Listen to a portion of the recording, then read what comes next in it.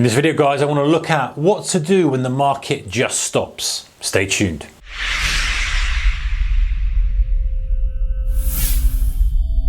Hey traders, a very warm welcome to you. All right, so what do you do when the market just stops? You know the score.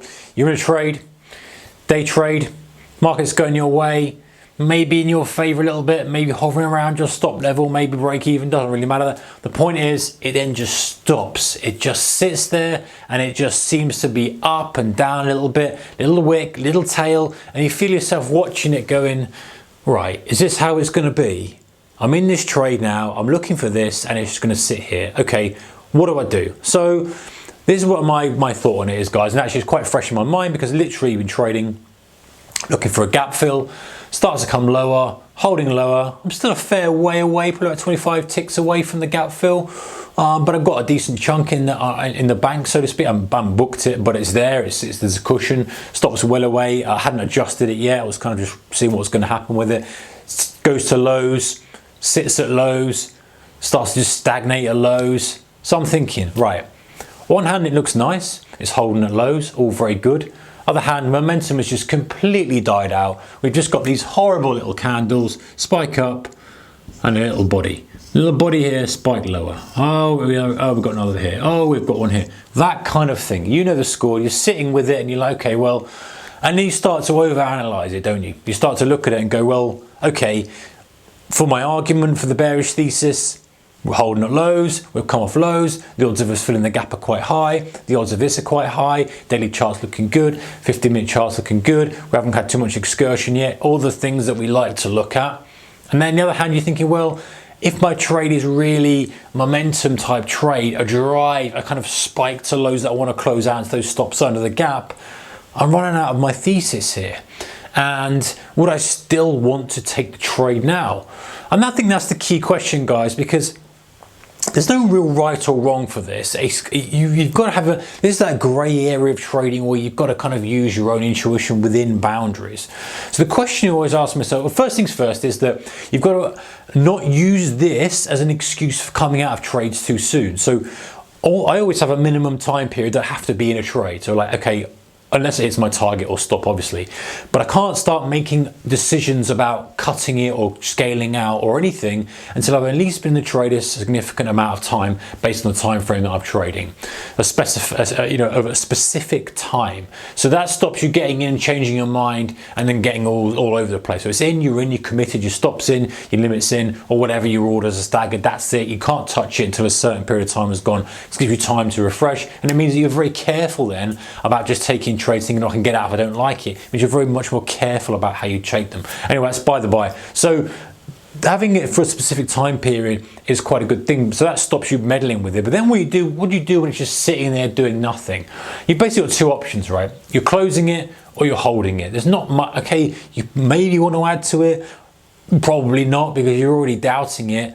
What about scaling out of it? Now, scaling out is not a bad idea, but then you're vulnerable to just literally taking off position just because it's chopping around a bit. So you've got to have some criteria for this. Now, for me, the criteria is going to be, well, how close am I to my target? If I'm way away from it, then I might say, well, in actual fact, I've misread the whole thing. I need to cut it. I've misread it. It's just sitting here. My thing's all wrong. Maybe I need to cut it. Maybe I need to tighten the stop up. Maybe I need to scale the position out. Take it. Just give a tenth on or something. Just to be in the game because it just has not done what I've expected to do. So now it becomes a bit more 50-50.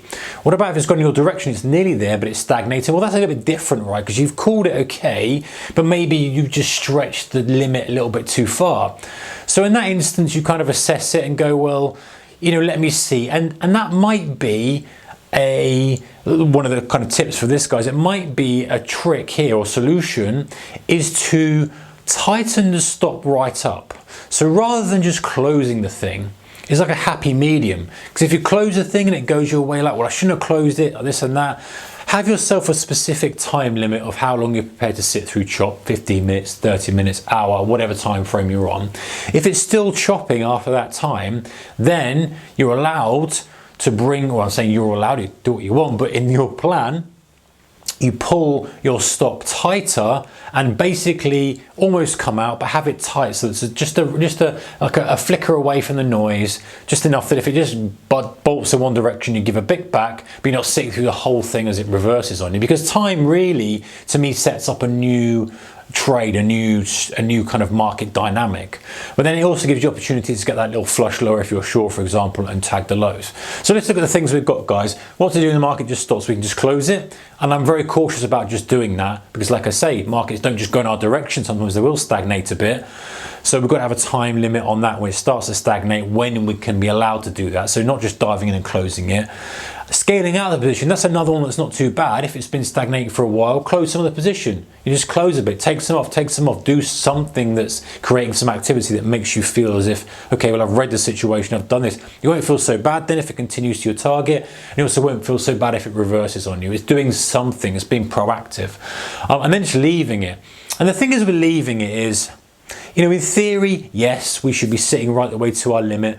But if the market's doing something that's close to our level and it's kind of there, then we've got to look at it and say, well, would we still want to take this trade? That's the question I like to ask myself. Would I still want to take this trade now in the position it is now? If the answer is still yes, then fine, you know, you're going to leave it. If the answer is like, no, I wouldn't want to take it now because it's up below the lows, it's pushed back up and it's stagnating. The price action, regardless of where I entered, suggests that perhaps we might rotate back up a bit. If that's the case, then as long as you're sticking with your rules and are saying, okay, well, the time period's gone, I'm closing it, then that's fine, I think. As long as you're not closing it on a whim just because it's not just going straight in your direction. Like I say, grey area, guys. It's not black and white, but try that. Try having that time period allowance and then try saying, okay, these are my options. Closing it, dragging my stop up, scaling out. Scaling out is a great first port of call. Dragging the stop up is a kind of good, kind of happy medium between closing it and just letting it run.